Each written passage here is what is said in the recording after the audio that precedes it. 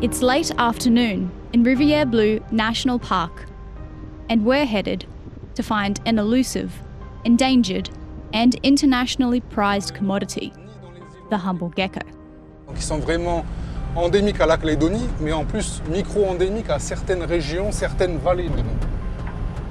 There are more than 60 native gecko species in New Caledonia, including the largest and some of the rarest gecko species in the world.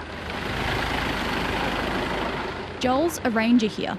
He's agreed to take us on a sensitive mission to find these scarce species in the wild.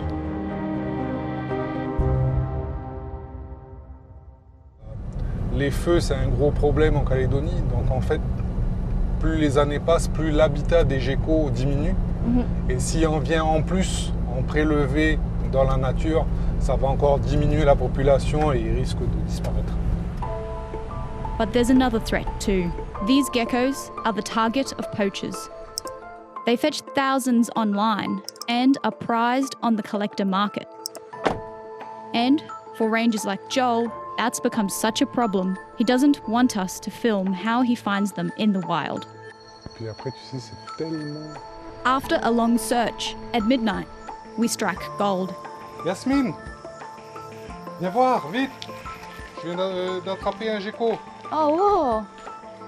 Wow, c'est géant! Wow! Soon, we've found another. And after a while, it's hard not to see their magic.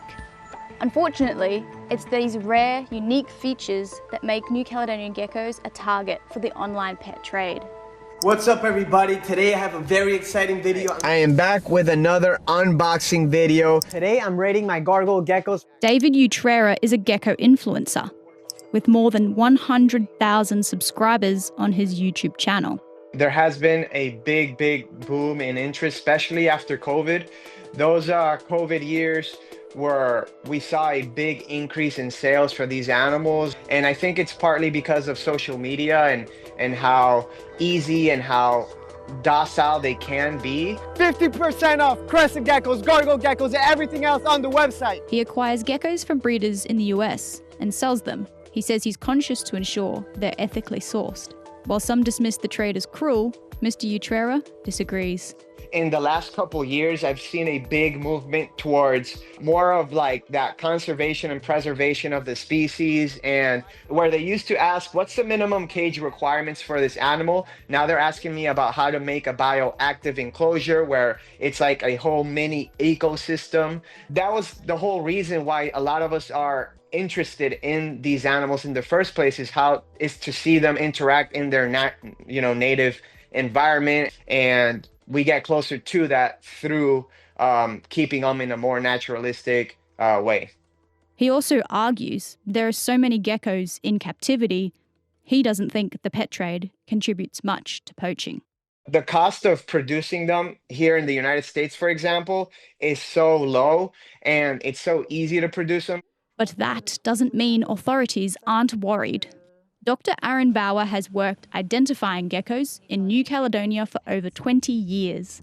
I had been contacted a number of years ago by the district attorney's office in Los Angeles, who found somebody coming into the US who had, I think, 100 geckos sewn into the lining of their coat. Dr. Bauer has seen firsthand how publicity can drive rapid and targeted poaching events.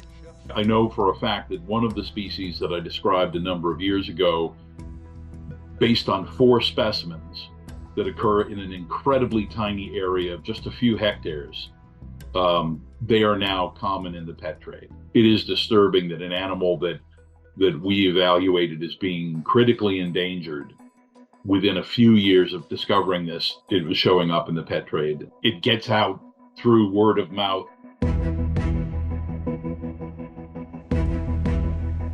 So what does law enforcement say is happening on the ground? I've come to Namia's Tontuta Airport to speak with customs officials. Bonjour, je suis Yasmine. Jasmine, bonjour. Le trafic d'espèces animales et végétales dans le monde est en explosion. Et malgré la Convention de Washington, eh bien, ça représente un trafic de 20 milliards de dollars par an hein, selon Interpol. Et au niveau national, on est à plus environ 30% d'augmentation de la fraude sur les espèces animales et végétales. Ranger Tiffin Reed recalls one of their most notable smuggling busts. We caught the people and they had geckos on there that were alive, so we knew they were for the international trade.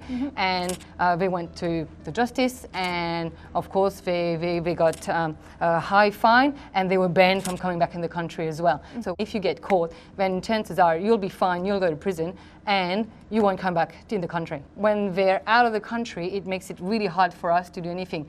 Our mission today is to make sure that nothing leaves the country. For conservation efforts, that mission is more critical than ever.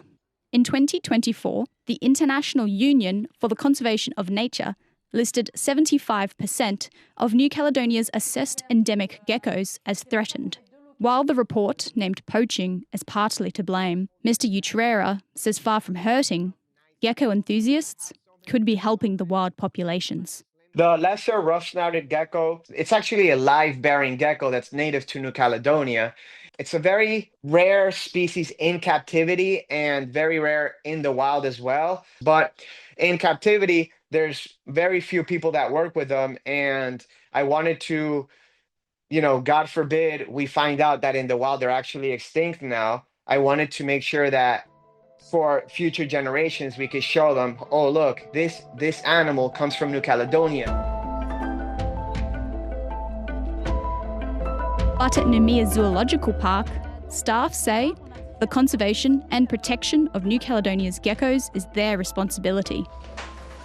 Alors c'est le rôle des zoos parce que nous on est habilités à faire de la reproduction, à faire des échanges entre zoos pour un brassage génétique et garder une espèce. Les seigneurs ne pourront pas protéger l'espèce parce qu'ils ne pourront pas créer cet échange, ce brassage génétique, etc. vu qu'ils font tout illégalement. Déjà des espèces qui sont menacées parce que dégradation du milieu naturel, de l'habitat, pollution, ce genre de choses. Et imaginons l'excuse mais j'en prends qu'un seul, etc. Ça va pas... Mais si 50 personnes en prennent qu'un seul, ça fait 50 animaux qui disparaissent en fait. Bonjour, Marianne. Zoo manager Marion Bonzon says locals can unwittingly become complicit in the trade, and the only solution is education. Alors, il y avait une vidéo des Américains, ouais. Il y avait une vidéo qui était passée sur les réseaux sociaux. C'est des Américains qui expliquaient comment capturer et où capturer des geckos. Donc il avait expliqué tout le cheminement, où, quand, comment, à qui s'adresser pour avoir des entrées. Et, voilà. Parce que le braconnage, c'est aussi une participation des populations à la capture, et qui n'ont pas conscience en fait, de l'importance de la protection de notre patrimoine, parce que ça reste un patrimoine génétique, un patrimoine culturel, donc à tous les niveaux. Et c'est important de participer à sa préservation et sa protection. C'est dommage. Dommage, oui.